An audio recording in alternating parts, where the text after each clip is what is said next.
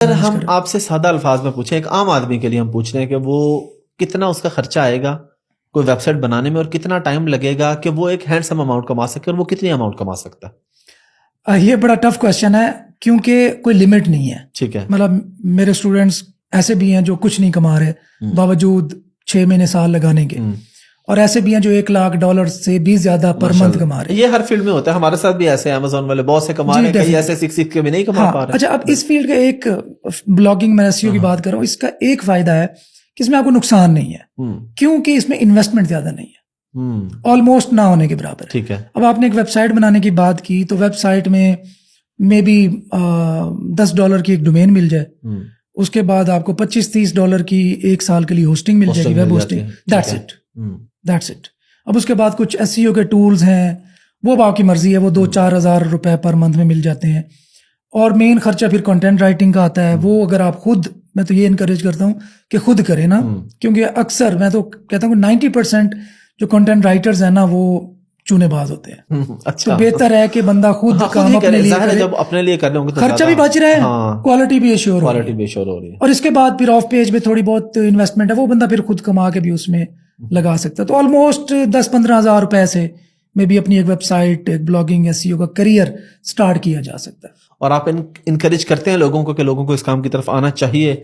अब आम आदमी को अगर हम कैसे समझाएं, हर बंदा कहता है जी इंटरनेट फ्रॉड है, तो चले अभी माशाल्लाह अवेयरनेस आ रही है। अब तो खैर नहीं कहते, मुझे लगता है इंटरनेट फ्रॉड है, क्योंकि अब तो हमसायों के घर गाड़ियां देखते हैं ना, तो सीधे हो जाते हैं, नहीं यार ये पैसा कैसे तो आ रहा है, देखते हैं कि यार ये बंदा जो है ना साइकिल पे घुमा करता था, अब अपनी गाड़ी है, घर है, बंगला है, तो अब वो ये जो मसले था ना हमारे, ये तकरीबन खत्म हो गए हैं। बाकी देखें, ये तो फील्ड चूज करने की बात है ना, इसमें मैं ये करता हूँ कि आप खुद को एक्सप्लोर करें, खुद से चीजों को एक्सप्लोर करें।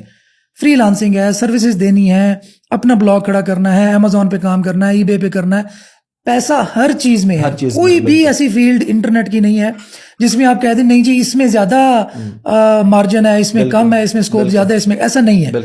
स्कोप इंसान का अपना होता है कि आप उसमें कितनी अपनी इनपुट दे रहे हैं, कितनी मेहनत कर रहे हैं, कितना एक उसको प्रोफेशनलिज्म प्रोवाइड कर रहे हैं, कितना अच्छे तरीके से उसको काम को कर रहे हैं। तो जितना आप बेहतर मेहनत करेंगे, जितना आप वही कॉमन सी चीजें हैं जिनको दोहराना मुनासिब भी नहीं है, तो इसमें सारे वही रूल अप्लाई होते हैं।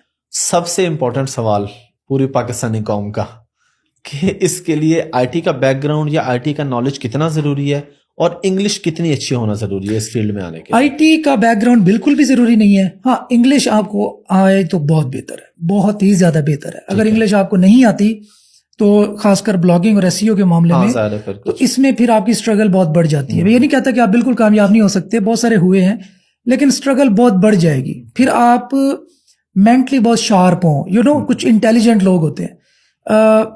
कुछ मैं ऐसे बच्चों को भी जानता हूं जिनको इंग्लिश नहीं आती, लेकिन वो फाइवर पे, अपवर्क पे फ्रीलांसिंग कर रहे हैं और वो गोरों के साथ कम्युनिकेट करते हैं, ट्रांसलेटर यूज करके बस पता है। और एक और मजे की बात, वो अरबी क्लाइंट्स भी उनके हैं, उनके डच क्लाइंट्स भी हैं, उनके स्पेनिश क्लाइंट्स भी हैं, और वो सबको सर्विसेज दे रहे हैं। जबरदस्त चीज है गूगल ट्रांसलेट यूज करके। अब वो इंटेलिजेंस आ गई ना माइंड की, कि उनको समझ आ गया कि कॉल पे तो बात करने नहीं, ज्यादा आपने ज्यादा तो ईमेल पे रिटर्न नहीं हो रही है ना, तो उस पे आप ट्रांसलेट करते हैं इस तरह से।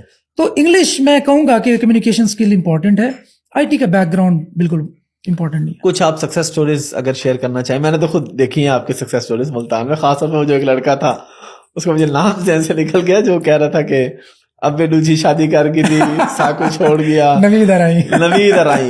और मैं बड़ा मोटिवेट हुआ, बड़ा हैरान हुआ उससे सुनकर। उसके बारे में अगर आप थोड़ा सा बता दें, वो कितना पढ़ा लिखा था जब आपके पास आया था?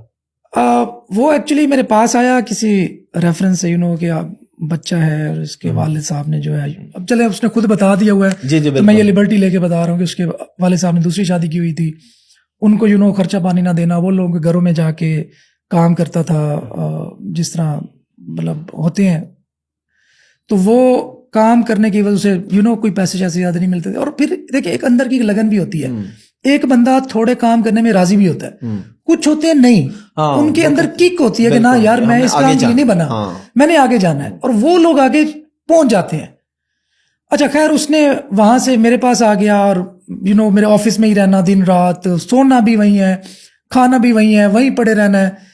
तो फिर साथ साथ उसने अपनी एजुकेशन स्टार्ट कर ली, कमाने के काबिल हो गया। तो बहरहाल माशाल्लाह उसके बाद घर गाड़ी अब ले ली माशाल्लाह, और माशाल्लाह बाकी बहन भाइयों को मैनेज करना, और अल्हम्दुलिल्लाह बहुत अच्छी जिंदगी गुजारने की जो है ना काबिल बहुत हो गए। बड़ी मोटिवेशन है वो, और माशाल्लाह। अब वो मे भी दर्जनों और लोगों को लिए भी रोजगार का बायस बन रहा है माशाल्लाह। अल्हम्दुलिल्लाह। इस फील्ड के अंदर ये सबसे बड़ा बेनिफिट होता है। हम भी लोगों को ये कहते हैं कि देखिए आपके साथ लोग जुड़ जाते हैं, एग्जैक्टली, आप कोई अपना हेल्पर हायर कर लेते हैं, असिस्टेंट के, यार ये काम तुम करते हो, डेफिनेटली टीम रोजगार। तो आपने बनानी है ना, तो आप बिल्कुल। फिर उनको रोजगार दे रहे हैं। अच्छा, फिर जिनको रोजगार दे रहे हैं उनका अपना इंटरेस्ट डेवलप हो रहा है, वो जो आपके साथ काम तो कर ही रहे हैं, अब वो ये भी देख रहे हैं, अच्छा ये बंदा जो है ना खुद 10 लाख रुपए कमा रहा है, मुझे 50,000 रुपए दे रहा है, क्यों ना मैं खुद ऐसा काम खुद करूं। अपना वो अब वो जो चेन होती है वो बढ़ती जाती है, वो फिर अपने लिए काम करता है, फिर वो मजीद लोगों को हायर करता है, तो ये इनडायरेक्टली चीजें जो ना बड़ी बढ़ती जाती है।